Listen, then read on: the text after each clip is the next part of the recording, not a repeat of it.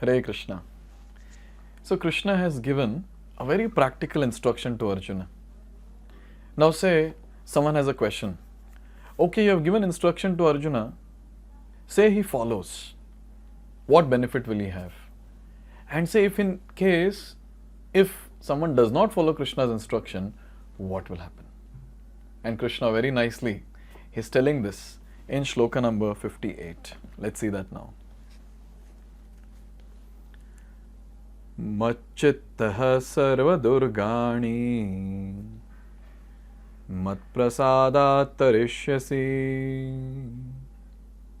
atha chetvam ahankaran na shroshyasi vinangshyasi. So here Krishna is saying, Macchittah, if you become conscious of me, Sarva Durgani mat prasadat tarishyasi. Sarva Durgani tarishyasi. You will pass over all the obstacles. Sarva Durgani. How? Mat prasadat. By my grace, by my mercy. Atha, however, if che tvam ahankaran na shroshyasi vinangshyasi. So here Krishna is saying that if you do not work in such consciousness, but ahankaran, but act through false ego, not hearing me, what will happen? You will be lost. Vinangshyasi. So here Krishna is saying that if someone follows my instruction, that person will be able to cross all the obstacles in his life. But say if someone does not, that person will be lost. A very, very nice shloka, a very important shloka for all the sadhakas like us, which gives us more impetus to follow instructions of the Lord. So here it is said in the purport, a person in full Krishna consciousness is not unduly anxious about executing the duties of his existence. The foolish cannot understand this great freedom from all anxiety. So here Krishna is saying that a person in full Krishna consciousness is not unduly anxious. So a person who is Krishna conscious, he will not think so much about how to take care of myself, how to take care of the family, because he is completely dependent on the Lord, very much dependent on the Lord. And anyone who is dependent on the Lord, Lord takes care. We have discussed in one of our videos that our duty is to do devotional service, our job description. And what is Lord's job description? To take care of us. He is that personality, Eko Bahunam Yo Vidhadati Kaman. He is taking care of everyone. He'll take care of us also. He is taking care of the ant who eats milligrams of food. He is taking care of elephant who is eating tons of food. And Krishna is taking care of everyone. So now the question is, why will he not take care of me? And getting this question and getting an answer saying he will surely take care of me, a Krishna conscious devotee is fully peaceful, fully satisfied. So this freedom, free from anxiety, free from anxiousness, which a devotee has, a materialist cannot have.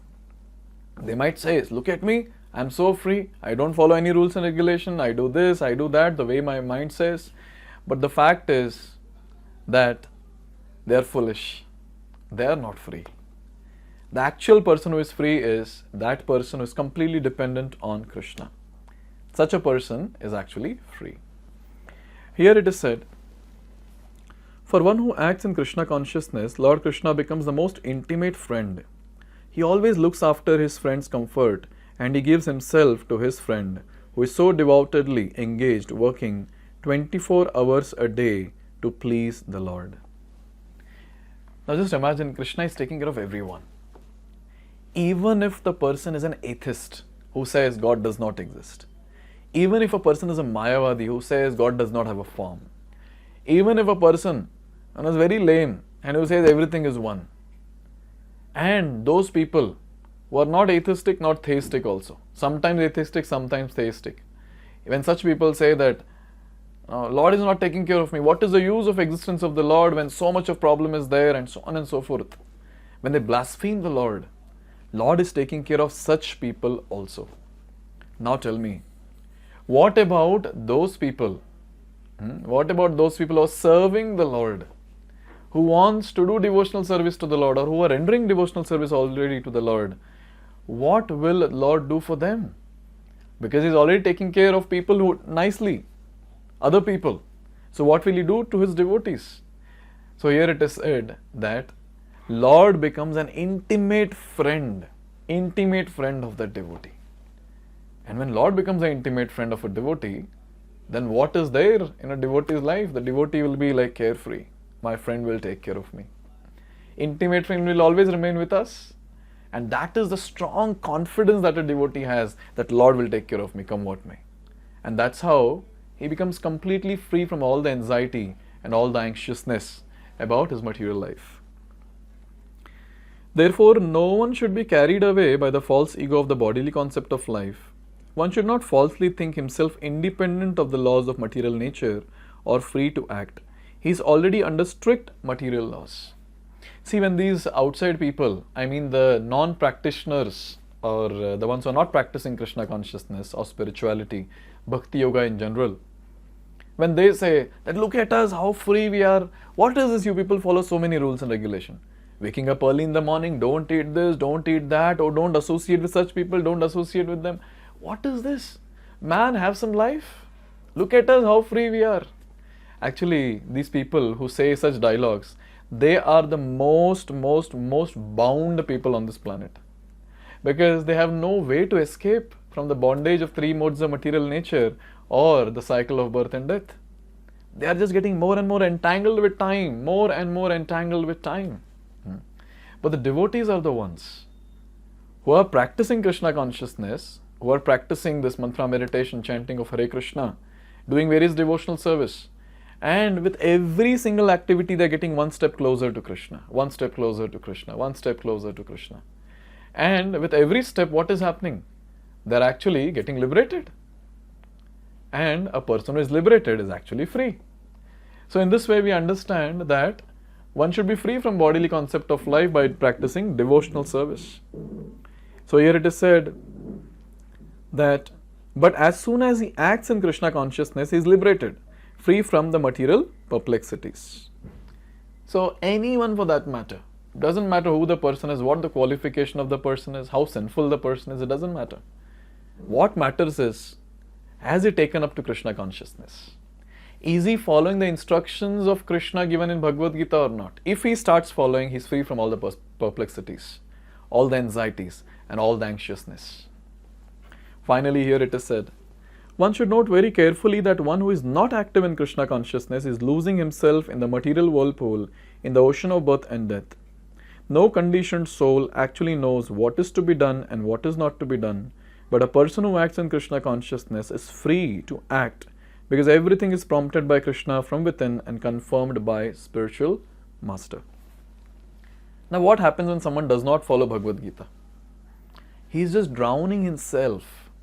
With time, he is just going deeper and deeper and deeper in this material whirlpool. He's stuck basically, badly stuck. He's stuck in the cycle of Janma, Mrityu, Jara, Vyadhi. That is birth, death, old age and disease. He's just stuck. And he does not know how to come out of it. He does not know. But the ones who are following the instruction of Krishna in Bhagavad-gita, with every instruction, with the practice of devotional service, they are getting closer and closer and closer to that state, which is called as the state of liberation, or the one who has broken the cycle of birth and death. So that person becomes more and more closer to that state. So it's very important to note that just by following the instructions of Gita, one will come to this position. And finally, what do we want? We want to break cycle of birth and death.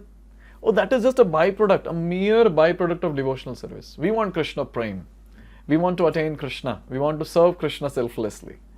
So a person who comes to that platform, liberation is just byproduct. It is described by Bilvamangal Thakur. Mukti Devi stands at his door, folding her palms, and she is begging, please accept me, please accept me. So what we are supposed to focus on is, how can I please Krishna more and more and more? And here Krishna is saying, the ones who follow my instructions, by my grace, I will make sure that that person crosses all the obstacles in his life. And for us, the obstacles is what? obstacles are those which are not allowing us to attain Krishna Prem. And just by following instructions of Krishna, which are confirmed by the spiritual master, it cannot be whimsical. I cannot say, oh, I got a dream and Krishna instructed me this. No. It should be confirmed by the spiritual master. Basically confirmed by Guru, Sadhu and Shastra. Then we can accept, oh, okay, this is an instruction given to me. So in this way, now we understand very clearly that whatever activities we are doing in our day-to-day life, that is chanting Hare Krishna Mahamantra, minimum 16 rounds, following the 4 regulative principles, that is no meat eating, no gambling, no illicit sex, no intoxication, and doing various devotional services, starting with hearing and chanting, doing deity worship services, doing the preaching services, and all the practical services that we do, we have to understand this the instruction that Krishna has given through the spiritual master. And just by following that instruction, we are going to cross over all those obstacles which are not allowing us to get closer to Krishna. And when all these obstacles are removed by the mercy of Krishna, that day will not be very far when we will attain the ultimate goal of life, and that is Krishna Prem or love of Godhead, and remain in constant bliss in the service of the Lord. So who is free? The ones who are not following rules and regulations, or the ones who are following rules and regulations? I think this verse makes it very clear. Now here there's another question that is there. The question is, what does Krishna means by lost? He says in this verse, right, that if however you do not work in such consciousness but act through false ego, not hearing me, you will be lost. What does that mean? This Krishna is elaborating in the next shloka. So let's see that in the next video. Hare Krishna.